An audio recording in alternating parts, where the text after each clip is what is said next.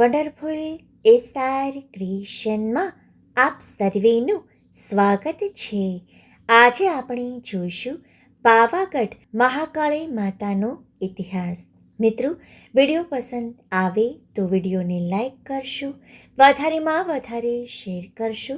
જો ચેનલમાં નવા હોય તો ચેનલને સબસ્ક્રાઈબ જરૂરથી કરશો. હજારો વર્ષો પૂર્વે અહીં ધરતીકંપ આવ્યો હતો.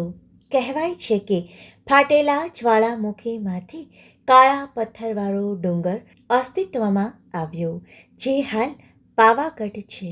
કહેવાય છે કે આ પર્વત જેટલો બહાર દેખાય છે તેના કરતાં પણ ધરતીની અંદર વધારે પ્રમાણમાં ફેલાયેલ છે. માત્ર પા જેટલો ભાગ જ આપણે જોઈ શકીએ છીએ.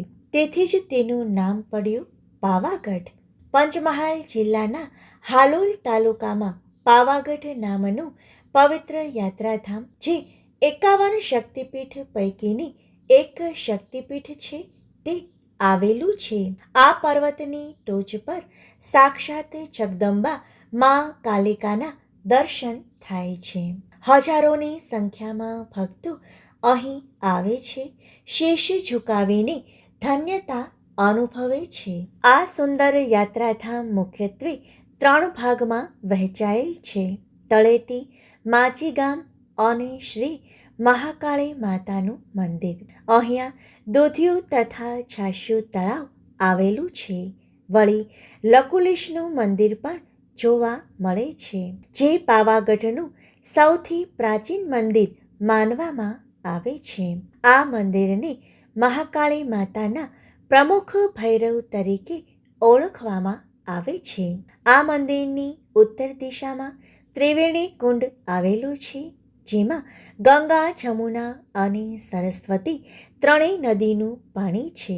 મુખ્ય મંદિરમાં મધ્યમાં જ શ્રી મહાકાળી માતાની સ્વયંભૂ નેત્ર પ્રતિમા ખૂબ જ વિશાળ છે. આ ઉપરાંત પૂર્વ બાજુએ મહાલક્ષ્મીજી અને બહુચર માની પ્રતિમા પણ જોવા મળે છે. પાવાગઢનું ધાર્મિક મહત્વ ખૂબ જ છે. ઘણા ભક્તો અહીં ચાલતા પગપાળા આવે છે. માના ચરણોમાં શીશ ઝુકાવીને ભક્તો ધન્ય ધન્ય થઈ જાય છે. અહીં માતાજીના પવિત્ર અંશ રૂપે ગોખ પ્રસ્થાપિત કરાયેલ છે અને કાળી યંત્રની પૂજા અર્ચના કરવામાં આવે છે.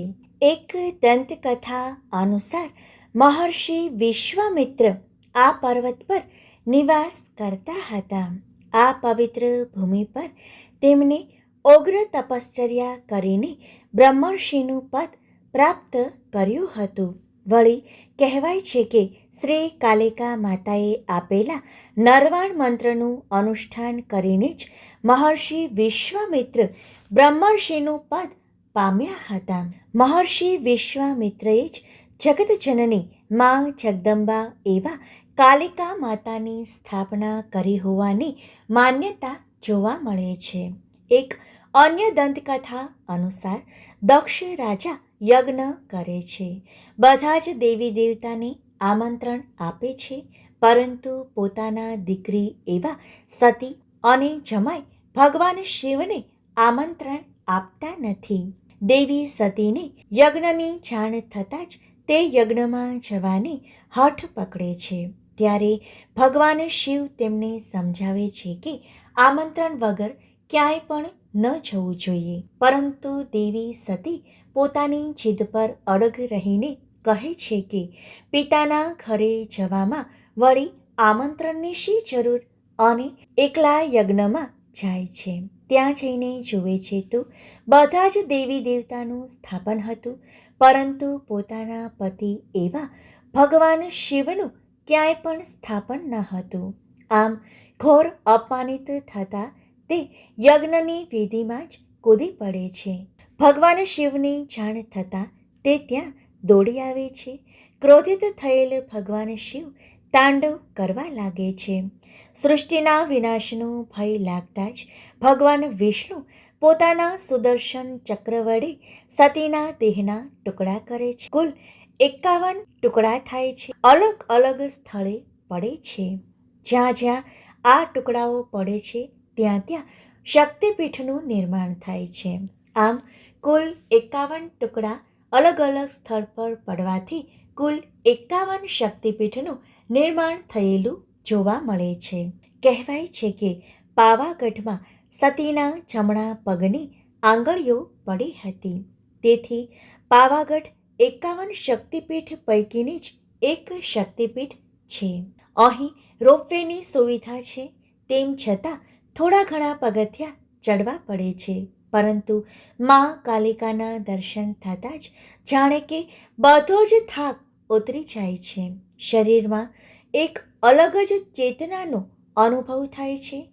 જીવન ધન્ય બને છે. મનને અપાર શાંતિનો અનુભવ થાય છે. એકવાર આ સ્થળની મુલાકાત લેવા જેવી છે. મિત્રો, વિડીયો પસંદ આવે તો વિડીયોને લાઈક કરશો, વધારેમાં વધારે શેર કરશો.